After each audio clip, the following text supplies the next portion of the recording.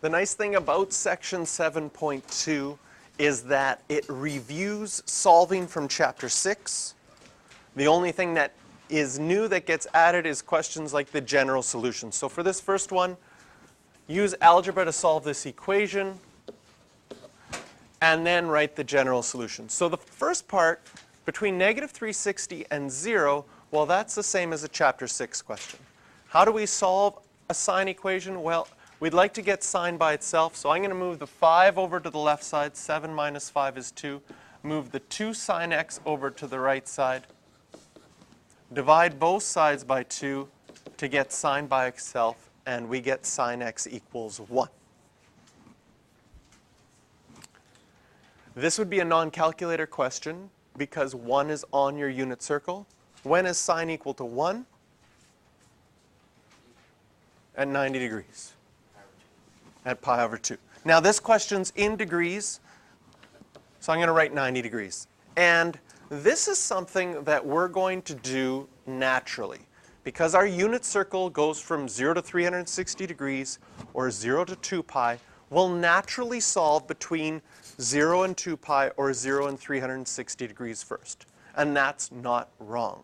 However, what we have to do after we've solved it is we have to say, is that the domain that they asked for? And the domain that was asked for in this question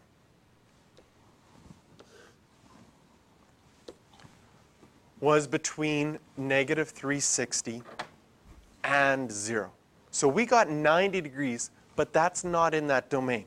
So I'm just going to put a red line through this right now to say that that's not part of my domain. However, x, what would be coterminal with 90 degrees if I went once around in the negative direction? So here I am at 90, going all the way around, yes, would be negative 270. So that would be my answer between negative 360 and 0. To write the general solution,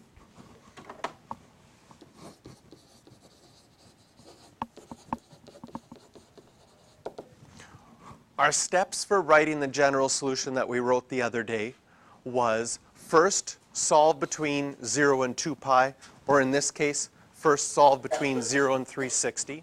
We had one answer between 0 and 360. It happened to be 90 degrees.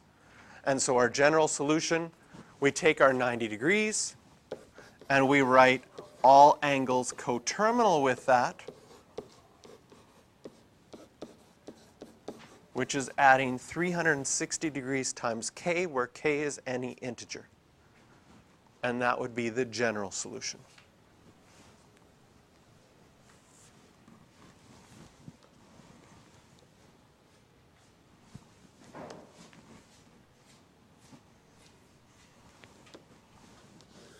Part B,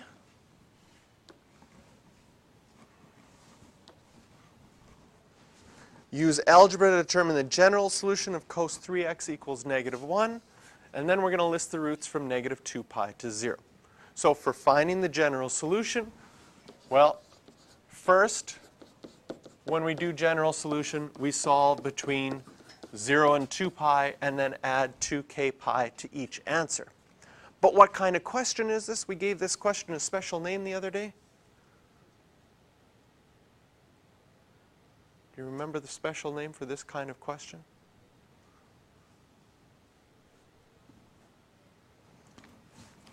And one of the reasons I give them special names is because if you can't remember the name of the type of question, it also means you probably don't remember how to solve it.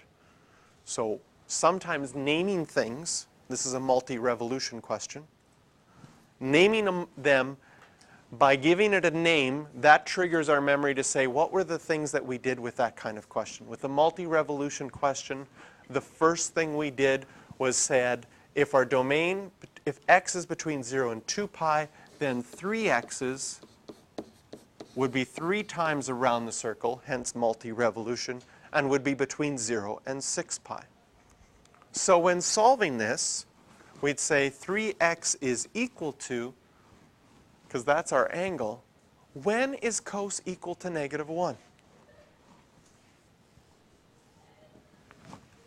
When is your x-coordinate -1? At pi. That's your first time around. 3x goes to 6 pi. Second time around, you would hit 3 pi. Third time around, you would hit 5 pi. So those are our answers for 3x between 0 and 6 pi. Then solving between 0 and 2 pi, we divide them all by 3.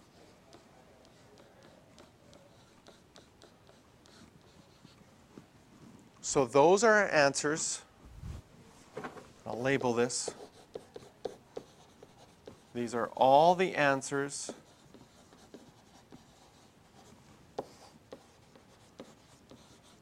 between 0 and 2 pi. That's not what the question asked. The question asked for the general solution, and then it asked for -2 pi to 0. But again, we're always going to start by thinking about what are our answers between 0 and 2 pi. Because once we've done that, then our general solution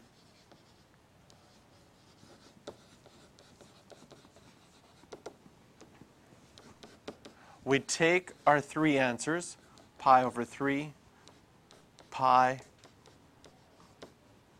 and 5 pi over 3, and add 2k pi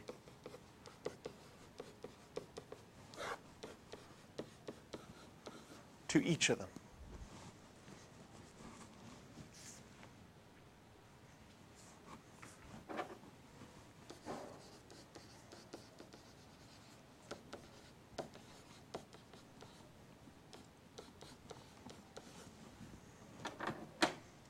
And then part B of this question said, what are the solutions between -2 pi and 0?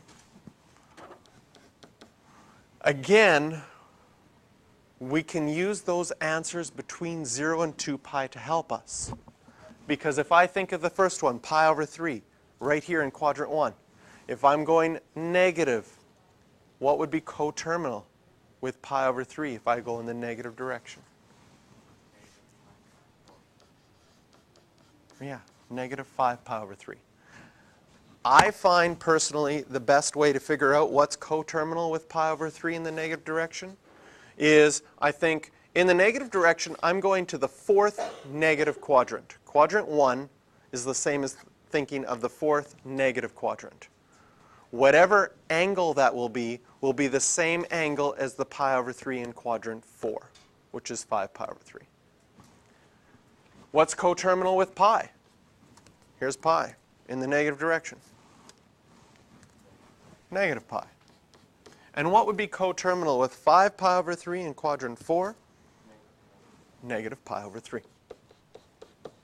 So again, finding our answers first between 0 and 2 pi really helps us set things up for finding other things. It helps us get our general solution, because we just have to take all of our answers and go plus 2k pi. It helps us figure out other areas, because we just have to think about being coterminal in other domains.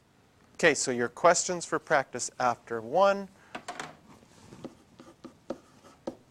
are 4, 8, and 9. And all of question 1 was all non-calculator.